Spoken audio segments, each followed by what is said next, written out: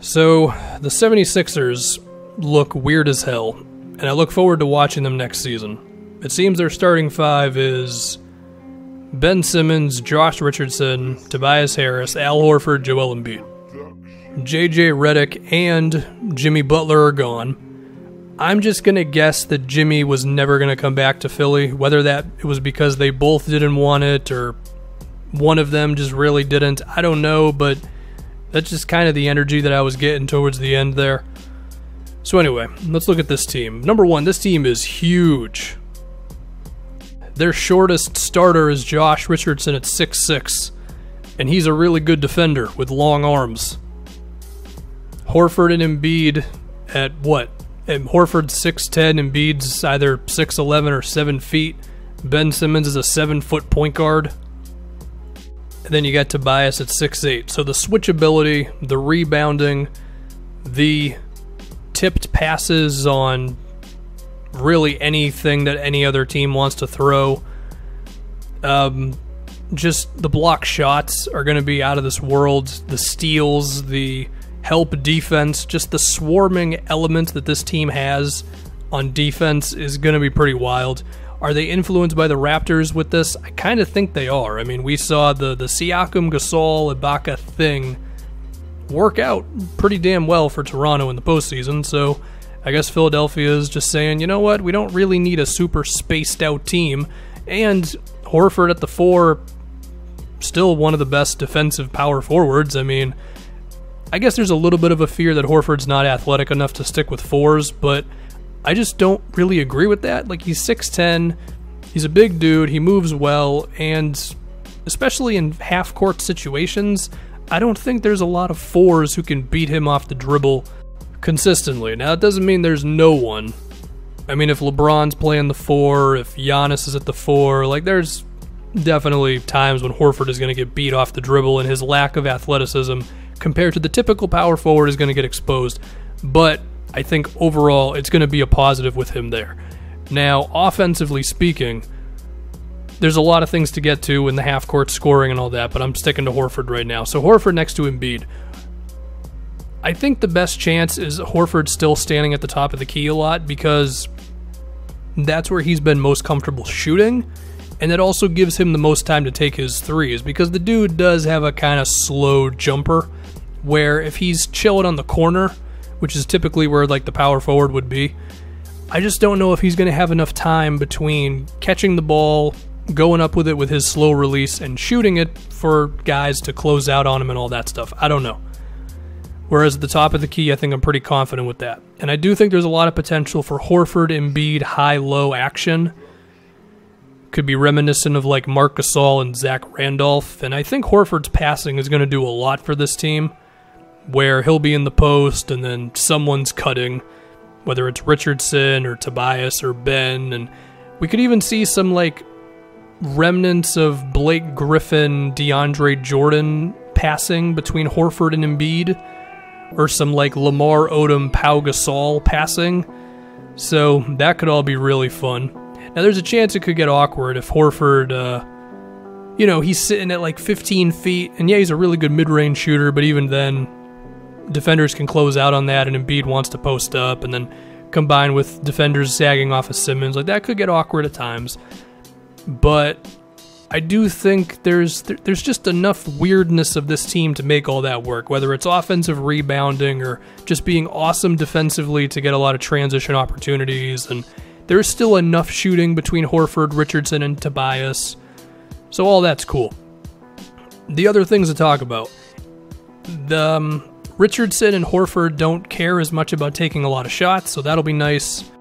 And I also think Horford, number one, him just not being on a different team to slow down Embiid, that's a big deal. But number two is if he acts as the backup center, at least sometimes, and he's able to play with Ben, that'll be huge for Ben, because I do think while he and Embiid do need to figure it out together, and they have somewhat, it'll still be good for them to have minutes where they don't play with the other guy and they can really be themselves. And if Ben has a shooting center, then I think that would be what would happen. So anyway, now let's talk about Ben Simmons and Joel Embiid, because it still comes down to these two at the end of the day. So if Ben is going to be a 0 as a shooter, then he's got to get really good at posting up. He's got to get really good at floaters. He has to develop some version of his own pull-up jump shot. Whatever that may be, I don't know. But this is just the reality. Like, he can't... I mean, he can. Like, he can just be this 15.9 rebound, 11 assist dude who is great, but then when the playoffs come around, we understand, oh, this is not Jimmy Butler. This is not the guy who can create offense in a half-court situation, because you're still going to need tough shot making in the playoffs. So, can Ben Simmons do these things? I don't know. It's pretty much it. We just have to hope that he does, and if he doesn't, then there is still a cap on how good this Philadelphia team really is. Now we look at Joel Embiid. Yeah, the dude can have some 35-point, 20-rebound game, and he can be the best defensive player in the league, or at least the best defensive big man. All that is true, but it is still really difficult. Again, I'm not talking regular season. I'm talking playoffs against a really good defensive team, which is going to happen. Can a post-up guy win you a series?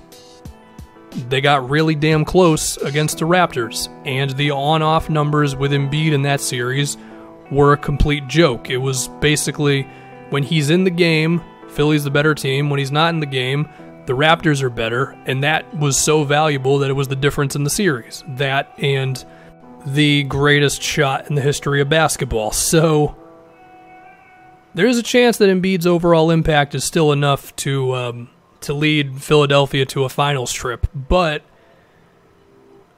the way that defenses are allowed to be really physical with you in the post, and they can chip away at the ball, and they can go at Embiid and pick and pops and all that and just wear him down over a series, that's still a possibility. We've seen it happen, and I think it's fair to question still how good of shape is Embiid really in. He's definitely in regular season playoffs a decent amount of the time shape, but again, this Philadelphia team has always been good enough for that stuff. It's operating again. When you run into the Bucks, when you run into the Raptors, if Kawhi resigns, I guess, then how good really are you, and can Embiid just hold up? And I think it's a question that he still needs to answer. But again, looking at this Philadelphia team, it's going to be pretty wild stuff. Now, I guess we should also talk about Tobias. He's going to be relied upon quite a bit. He's going to have to make some tough shots in half-court settings. And yeah, I mean, Brett Brown, I'm sure he's going to have some interesting sets, and he's going to use Horford's passing ability to get guys open shots. But again, you're still going to have to just be like, who's going to demand the ball right now, and who's going to hit a tough shot against a good team? And I think, you know, Jimmy Butler was doing that, and now Jimmy Butler's not here. So, yeah, where would I project Philadelphia to be? If Kawhi re-signs in Toronto, they're in the top 3. If he does not, they're in the top 2. Milwaukee lost Brogdon. Sure, they got George Hill and Wesley Matthews, but they're not as good. So, you know, there's a chance that Philly's looking at a finals trip, but there's also a chance that they show up into a second-round series against a good team, and it's like, oh crap, here we go again. So I like everything they did, and I really like the fact that they appreciate this team's timeline is basically right now, with Embiid's age and health and all that. So I like that they're going for it. We'll just have to see if it all works in the end.